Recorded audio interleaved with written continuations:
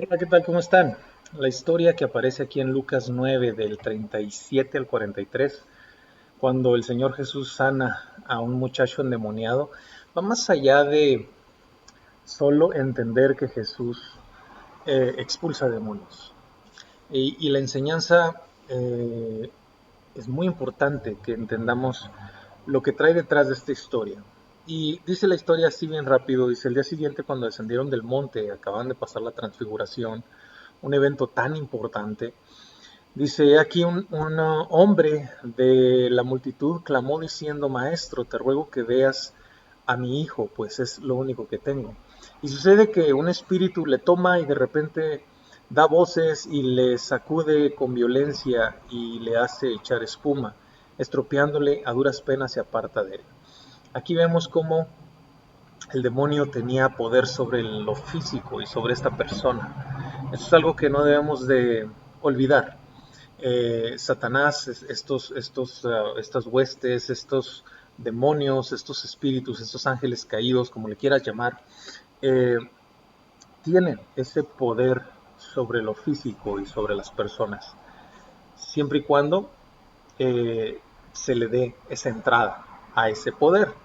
Nosotros como creyentes creemos que el Señor Jesús está en nosotros, que el Espíritu Santo mora en nosotros, que somos templo del Espíritu Santo, por tanto, no es posible que el demonio tenga poder para dominarnos o para endemoniarnos de alguna manera, sino que solamente puede hacer esto de los dardos del enemigo, como menciona ahí en Efesios,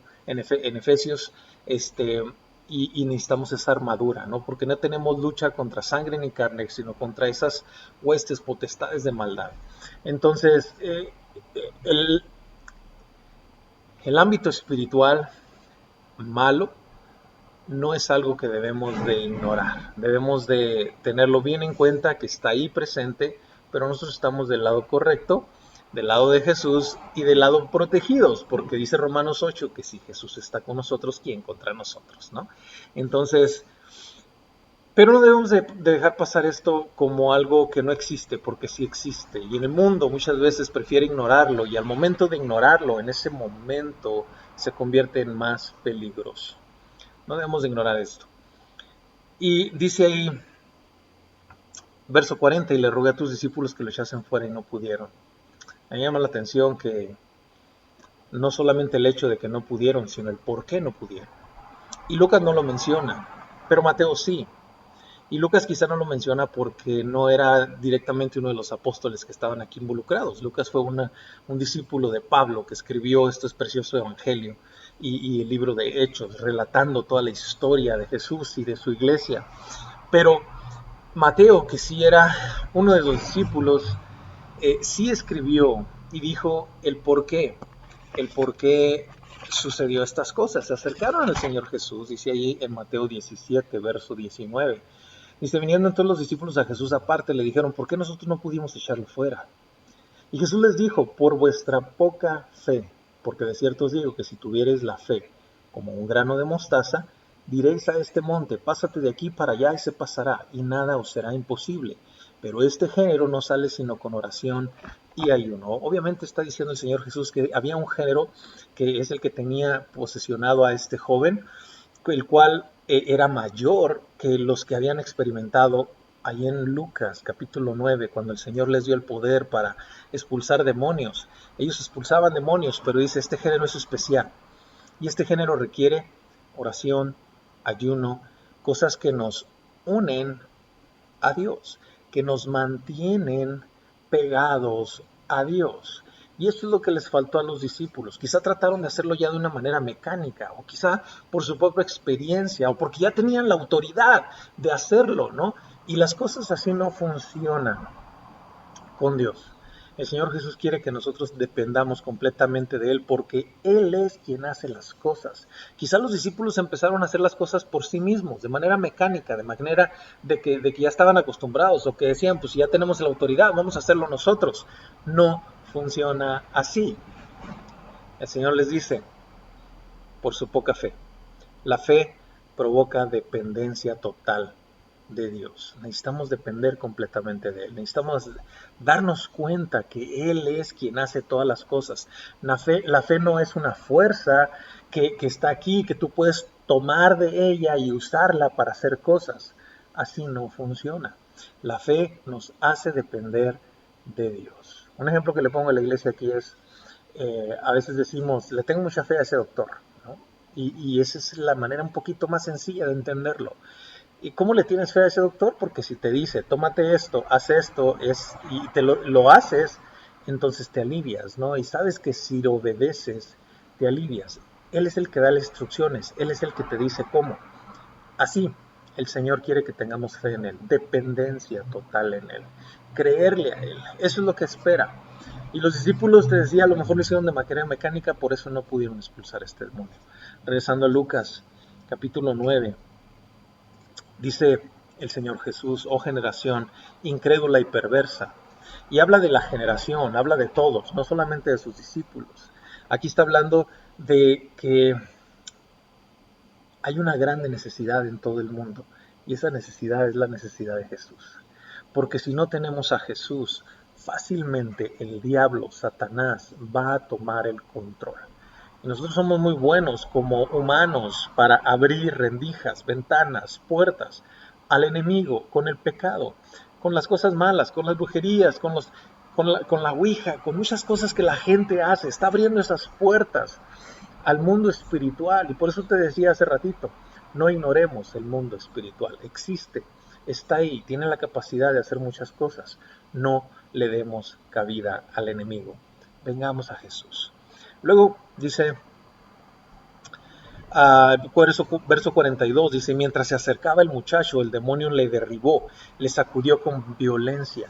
Esto me llamó mucho la atención, porque en el momento que se iba acercando este joven a Jesús, el diablo se desesperó. Ese demonio, ese espíritu inmundo, se desesperó. Y eso es lo que pasa con Satanás, con todos aquellos que queremos venir a Jesús. En el momento que queremos venir a Jesús, sabe que una vez llegando a Jesús, todo está perdido para él.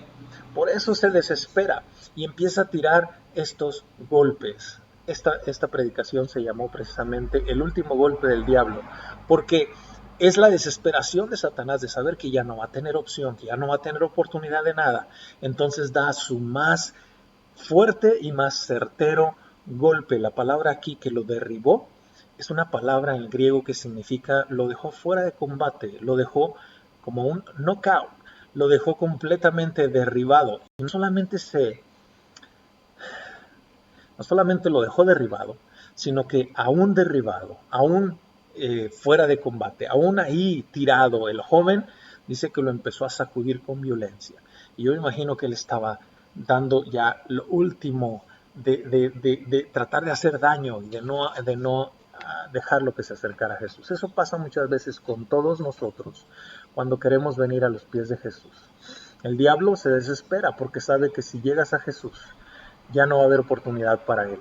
Y entonces, antes de que llegues, empieza a tirar golpes fuertes, golpes certeros, empieza a ponerte problemas, empieza a ponerte situaciones difíciles, las cuales a muchos logra que no lleguen a Jesús. Se quedan allí en el camino, se quedan en esa parte donde dicen: me estoy acercando a Dios y me va peor, me estoy acercando a Dios y suceden cosas terribles, me estoy acercando a Dios y vienen más tentaciones. Todo esto lo estás viviendo tú, lo has vivido, todo lo hemos vivido, porque son el último golpe del diablo, es ese golpe certero que quiere dar para que nunca llegues a los pies de Jesús, porque sabe que una vez que llegues no tendrá él ya más oportunidad sobre tu vida.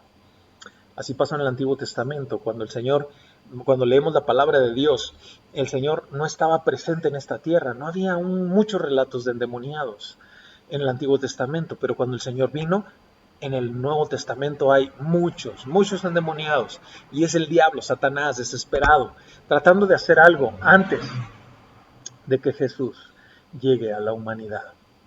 Así hoy en día también estamos viendo la misma situación. El Señor sabe que Satanás sabe que va a venir, Satanás sabe que va a venir el Señor. Entonces Satanás empieza a desesperarse, empieza a dar golpes certeros. ¿Qué se necesita para un knockout? Se necesita fuerza y precisión. Eso es lo que hace Satanás. Va a atacarte por donde pueda o sabe que te va a doler, donde sabe que te va a derribar, ahí te va a atacar, ahí te va a buscar y lo va a hacer con fuerza. ¿Qué tenemos que hacer? No desfallecer y esperar a llegar a Jesús. Mucha gente se queda en el camino, se desespera y se va, se desilusiona y se va, se le duele y se va. Pero si no llegamos a los pies de Jesús, no podemos experimentar lo que dice aquí. Dice el Señor: mientras se acercaba el muchacho, el demonio le derribó, le sacudió con violencia, pero Jesús reprendió al espíritu inmundo y sanó al muchacho. Y eso es lo mismo que quiere hacer con cada uno de nosotros: sanarnos, librarnos y hacer que todo esto pase, que ese golpe, ese último golpe del diablo que está haciendo antes de que tú llegues a los pies de Jesús, lo va a quitar. Pero llega, no te detengas, no te desilusiones, llega a los pies de Jesús.